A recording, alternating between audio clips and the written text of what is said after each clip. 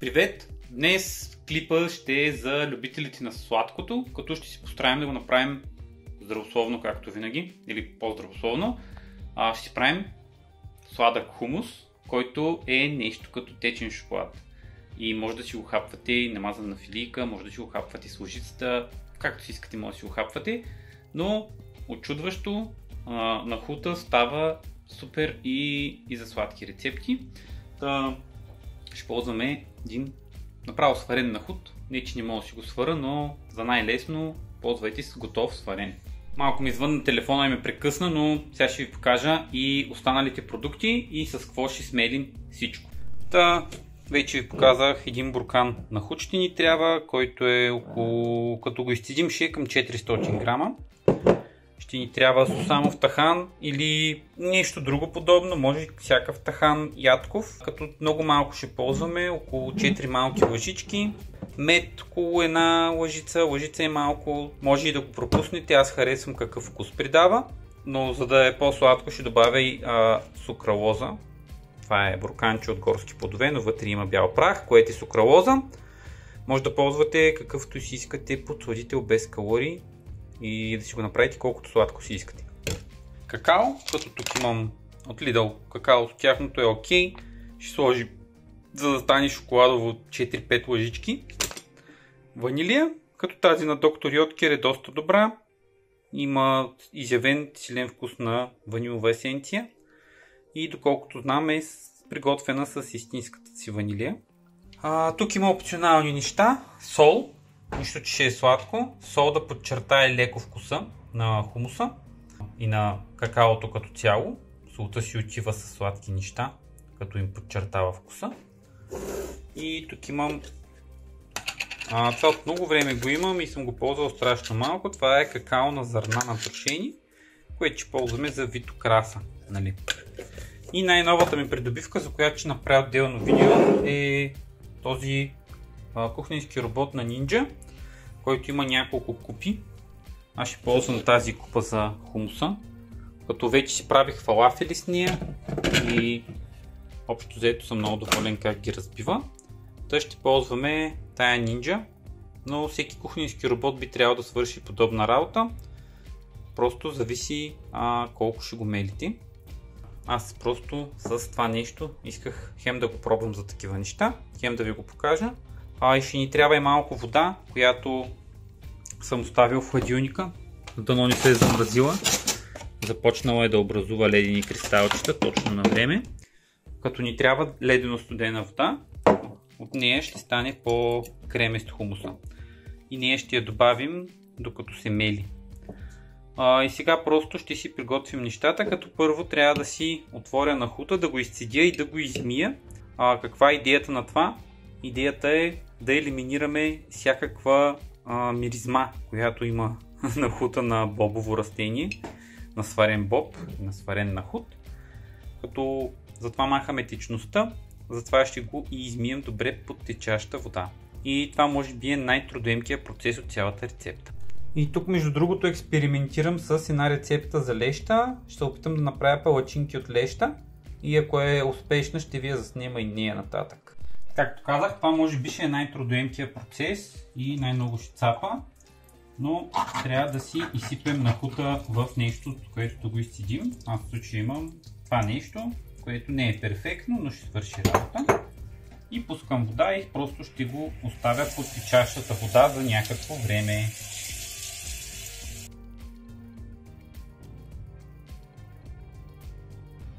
И така около минутка-две го измийте добре и може да си опитаме едно нахутче. Добре е сварен и направо ще го сложа в робота. Нарочно го правя над мивката, за да не омацаме, да не ми се разтече. И естествено ще изпадат някакви нахутчета в мивката, което не е мега яко. И това заминава в мивката, аз после ще го мия.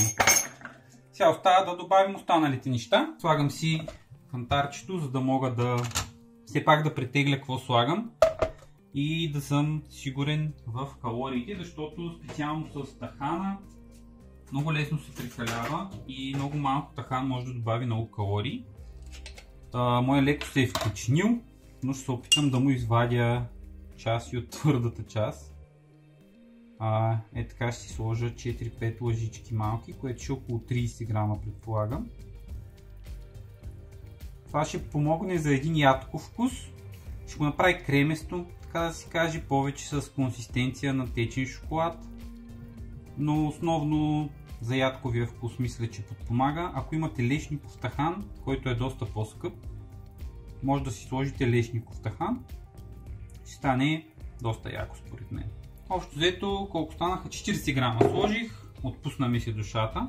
Все пак ще стане доста, така че 40 грама не са кой знае колко. Ще сложим ванилия.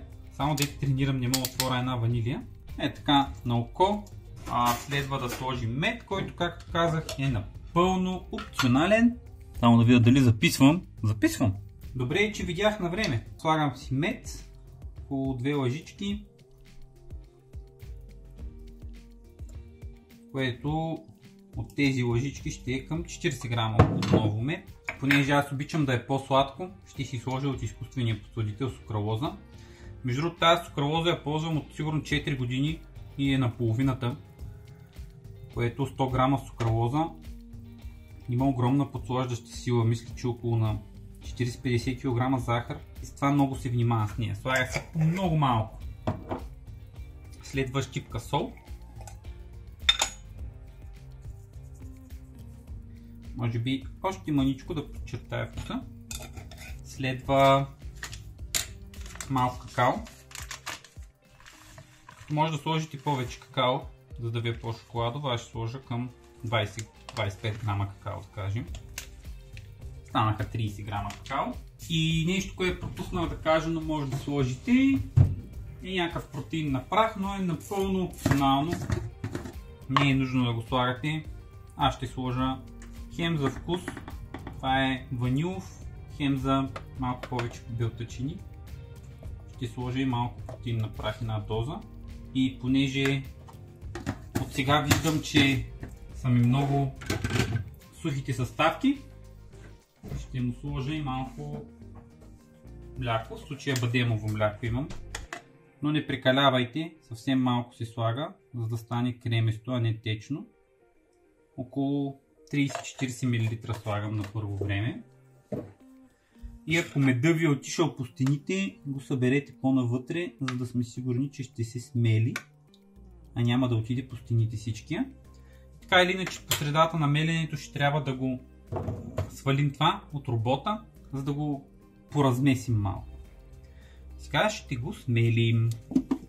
Понеже не съм сигурен къде да снимам, го сложих срещу мене. Ще гледам да се вижда все пак. Взимаме си... тя пък е залепнала. Много хубаво залепва тази нинджа за плота. Да, слагаме я.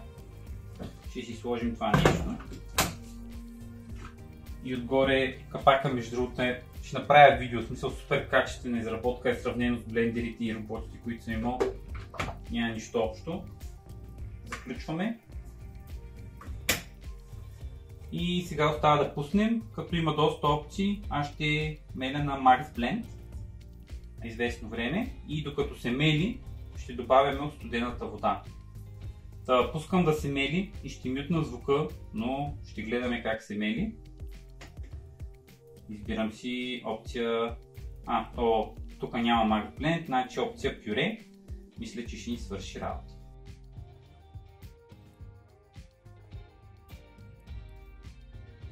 И направо го размаза го. Като гледам, сме кажили, че готови, но ще го пусна за още малко, защото искам да го разбъркам. Не знам колко добре се вижда, но направо го е разплюкало навсякъде. Тоест много добре го е смелило. Единственото, което ще направя е да обера стените и ще ги събера по-навътре, за да го минем още съвсем лекичко. И друго, което ще направя, да го опитам. Определено ще го пусна на още още един кръг и ще добавя още малко вода, за да го направи по-кремообразно. Слагаме го пак. Направо ще добавя 2 лъжички вода.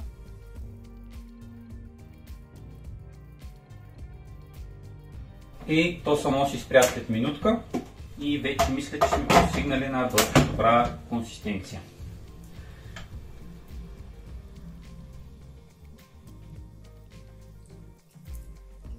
И вкуса сме го нацелили брутално.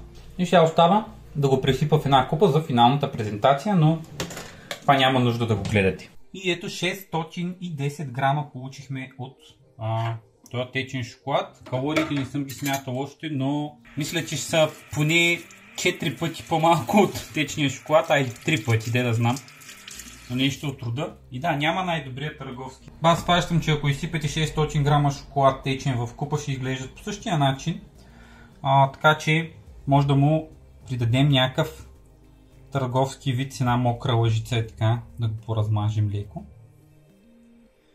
Е така, един правят кладенчета на хумусите, е така ги завъртат, да изглежда още по-добре в търговски вид, кавички. Няма да казвам на какво им прилича, но вече го опитах и е много вкусно. Ако не ви пука на какво мяза. И отгоре ще си сложим, ще си поръсим от какаото, което е единствено и само за лек търговски вид отново. Иначе може да си го съхранявате в буркан без никакъв проблем. Мисля, че около седмица ще издържи без да си притеснявате, т.е. може да си хапвате всеки ден по 100 грама без никакъв проблем, защото и калориите биха ви го позволили. Тук отново слагам, сега не се получава много добре, но да кажем, че се опитвам да направя нещо да изглежда добре, поне за тъмнел. И ето ви шоколадов хумус, който ви уверявам, че на вкус е топ. Може да си добавите есенция ром вътре, което ще го направи доста яко. Ще го направи да има вкус на скалички, ако обичате скалички. Може да си го вкусите по какъвто начин на вас ви харесва. На мен по-класическия ми допада доста.